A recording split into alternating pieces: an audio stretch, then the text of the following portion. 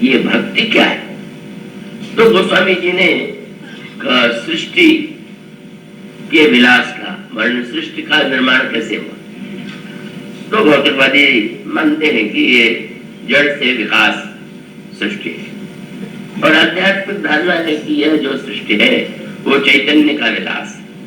तो इसलिए तो मूल में ही भौतिक विज्ञान और अध्यात्म विज्ञान बिल्कुल एक दूसरे से भिन्न है। दोनों को मिलाने की व्यर्थ की जो चेष्टा है वो कभी नहीं करना चाहिए।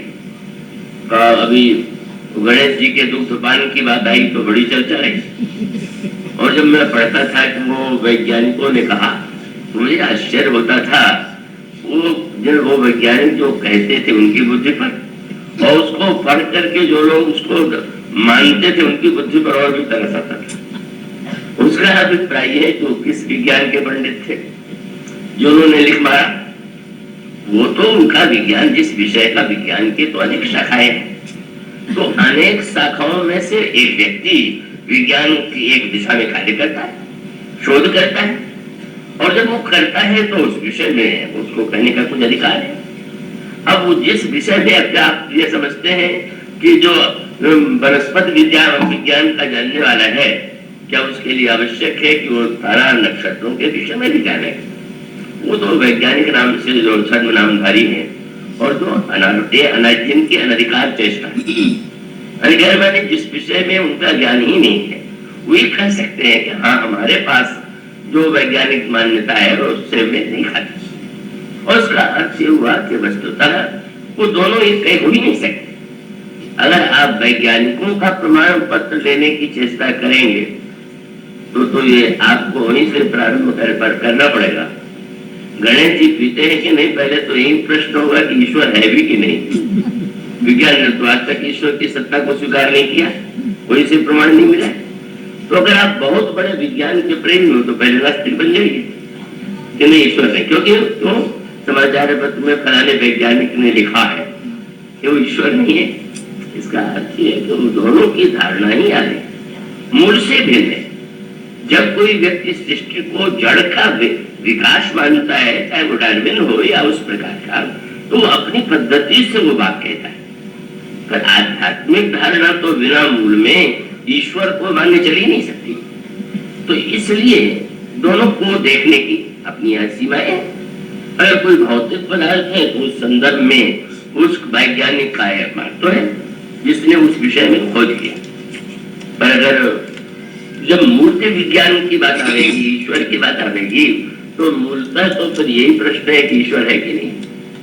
और ईश्वर नहीं है तो ठीक है, आप बहुत विज्ञान की दृष्टि से बुद्धिमान सिद्ध हो गए। इसका अर्थ है विज्ञान की अपनी सीमाएं हैं, और वो अपनी सीमा में जो बात कहते हैं वो ठीक है उस सीमा में, लेकिन उससे भिन्न जो सत्य है। भाई मूर्ति विज्ञान के आचार्य तो प्रहलाद जी थे, उस समाचार पत्र में छपने वाले वैज्ञानिक को भी माने जिन्होंने पहली बार तुलसीदास जी ने पूछ दिया कि भगवान तो सर्वत्र है, पर विशेष रूप से पत्थर की मूर्ति की पूजा कब से प्रारंभ हुई। तो गोस्वामी जी ने प्रहलाद का ही दृष्टांत देते हुए कहा ईश्वर सर्वव्यापी है, यह तो एक आध्यात्मिक चिंतन है, और उस आध्यात्मिक चिंतन के आधार पर ही सारा धर्म या ज्ञान या भक्ति टिकी हुई है।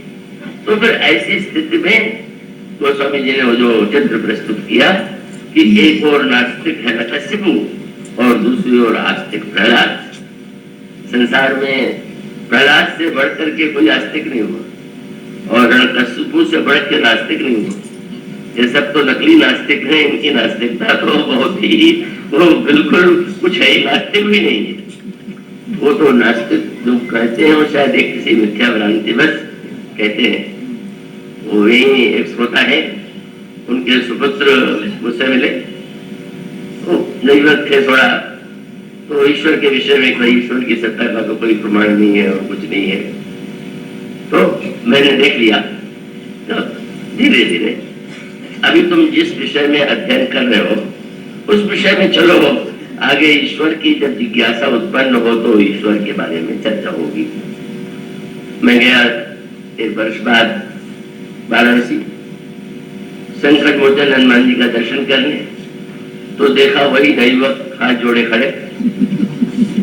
मेरे तो परिचित ही निकल करके आए, तो मैंने कहा भाई लगता है हनुमान जी पर तुम्हारी कुछ श्रद्धा हो गई है। तो कह के देखिए हुई तो नहीं है,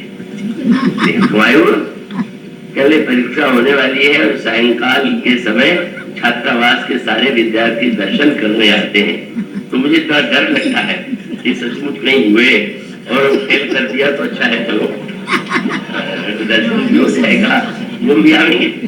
तो वो तो नास्तिक क्या हुआ, वो तो एक अस्त्र वाला टेक्स्ट तो कहीं पढ़ लिया, वो नास्तिक तो नास्तिक तो कैसे उठा कि जिसने कहा ईश्वर कहीं, और कहने के पहले उसने प्रकृति के प्रत्येक पर्त में प्रवेश किया।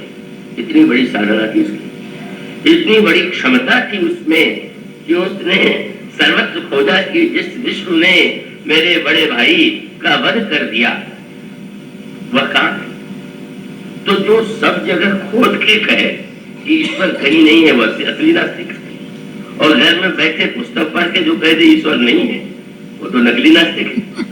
जो वस्तु आपने खोज नहीं किया और उस विषय में आप कह रहे हैं, आप कहिए कि कानपुर में वस्तु नहीं है तो पहले कानपुर देख तो लीजिए, कानपुर न देखा हो कहीं कानपुर में ही नहीं, जो है या नहीं है तो वो बड़ा नास्तिक था। और उसने तो घोषणा कर दिया कि ईश्वर तो है नहीं, लेकिन तुम लोगों का ईश्वर के बिना काम न चले तो मुझे ईश्वर समझ लो, मेरी पूजा करो। तो वो तो बड़ा कठोर था, और वो ईश्वर का बड़ा अनोखा कौतुक, उनका छोटा भारत प्रहलाद जो है वो उतना ही बड़ा आस्तिक है, और उनकी आस्तिकता का जो सूत्र था वो आस्तिक केवल वाणी से नहीं थे, वो आस्तिक भी ऐसे थे कि जिन्होंने अपनी आस्तिकता को सिद्ध करके दिखा दिया। वो पहले वो वैज्ञानिक है उस मूर्ति विज्ञान के, जिसके लिए गोस्वामी ने कहा कि जिस समय प्रहलाद को अग्नि में जलाने की चेष्टा की गई, समुद्र में डुबाने की चेष्टा की गई, सर्पों से कटवाने की चेष्टा की गई, मृत्यु नहीं हुई। आप सोचिए कितना बड़ा नास्तिक रहा होगा। लोग तो थोड़े से कोई ऐसी घटना हो जाए तो बेचारे नास्तिक से आस्तिक अपने को बन जाते हैं, लेकिन इतने चमत्कार देखने के बाद भी जब लोगों ने कहा कि सोचिए अग्नि में जो नहीं जला, जो समुद्र में नहीं डूबा, जो पत्थर से गिर के नहीं, पहाड़ से गिर के नहीं मरा, तो ईश्वर का चमत्कार नहीं है क्या। तो उसने कहा कि पक्षी अगर आकाश में उड़ता है तो क्या उसका कोई चमत्कार है, उसको प्रकृति में ये शक्ति मिली हुई है कि उड़ना है, और एक पक्षी का बेटा भी होगा, बच्चा भी होगा तो उड़ेगा। तो ये जितने चमत्कार है वो तो मेरे हैं, मैं भी अग्नि में नहीं चलता, मैं भी समुद्र में सारी प्रकृति में प्रवेश कर लेता, तो ये तो मेरा बेटा होने से इसको उड़ाया, कोई से ईश्वर कहां से आ गया, ऐसा वो मानने वाला था। उसको कोई ईश्वर नहीं, इतना दृढ़ निश्चय, और इन चमत्कारों को देख करके भी उसने कहा कि नहीं कोई ईश्वर नहीं, क्या मुझ में क्षमता नहीं। और ये तो सत्य लिखा हुआ है कि उसने तो प्रकृति के प्रवेग स्तर में आज का जो वैज्ञानिक मंदिर चंद्रलोक तक गया, पर वो समस्त प्रकृति के आवरण में प्रवेश पा सकता था, इतनी क्षमता थी। पर फिर वो सामना हुआ, अंत में उसने निर्णय किया कि आज अंतिम निर्णय हो ही जाए, और प्रहलाद को खम्भे से बांध दिया गया। और बांध देने के बाद उसने पूछा तू जिस ईश्वर की भक्ति करता है वह कहाँ है। तो हंसने लगा। तो जब मैं तुम्हें खंबे से बांध रहा था तो तुम्हारा ईश्वर तुम्हें बचाने तो नहीं आया, तुमको बनने से रोक दिया था। तो प्रहलाद ने हंस करके कहा कि अब आपको ना रस्सी लग रही है, मुझे तो लगता है कि जैसे पिता बालक को दोनों हाथ से लेकर की गोद में बैठा ले, जब हमारे प्रभु रस्सी में है, पत्थर में है, तो हम तो उनकी गोद में। और तब उसने कहा काल निर्णय होगा। और तब गोस्वामी ने कहा काढ़ कृपान, कृपान कछु, कृपान शब्द को गोस्वामी जी ने कृपान, कृपाण तलवार को कहते हैं, काढ़ कृपान, कृपान कछु, लेकिन कृतुकाल कराल विलोक न भागे। राम कहा सब ठाऊं खंभ में, इस खंभे में भी है। बड़ा सुंदर सूत्र दिया, हाँ सुनी, हाँ हाँ तो सब लोग कहते हैं ईश्वर सर्वत्र है, पर हमारे हाँ में वह बल नहीं है कि ईश्वर जग जाए, चैतन्य हो जाए। पर यहाँ क्या हुआ, बोले हाँ सुनी हाँ की निके हरि जागे, नृसिंह भगवान प्रकट हो गए, ईश्वर जग करके सामने आ गया। और उसके पश्चात वो स्वामी जी ने कहा इस समय हाँ सुनी हाँ निके हरि जागे और पैरी विदार भय विकराल। जब उन्होंने हिरण्यकशिपु का वध किया तो क्रोध उनका मिट नहीं रहा, घबरा गए लोग। अब तो हिरण्यकशिपु की मृत्यु हो गई, अब महाराज क्यों क्रोध में है, पर कौन जाए मनाने के लिए। लक्ष्मी जी से कहा गया तो उन्होंने कहा मैं तो नहीं जा सकता, मेरे तो पतिदेव ये नहीं है, ये नर आधा सिंगड़ी, कोई मेरा परिचय से नहीं। भगवान शंकर से कहा तो उन्होंने कहा देखो मैं तो नहीं जाऊंगा, मेरे आराध्य तो मनो बाल रूप से रामू है, पर तुम लोग व्यर्थ भटक रहो। जिन प्रहलाद की भावना की रक्षा के लिए भगवान इस रूप में प्रकट हुए हैं, उन प्रहलाद से क्यों नहीं तुम कहते। और जब देवताओं ने प्रहलाद से कहा कि आप इनका क्रोध किसी तरह शांत कीजिए, तो प्रहलाद को सिंह को देख करके हमें आपको डर लग सकता है, सिंहनी को देख करके हम आप कांप सकते हैं, पर सिंहनी का बच्चा तो उसको देख के नहीं कांपेगा। तो तुम उसको रहते हुए गोद में गए।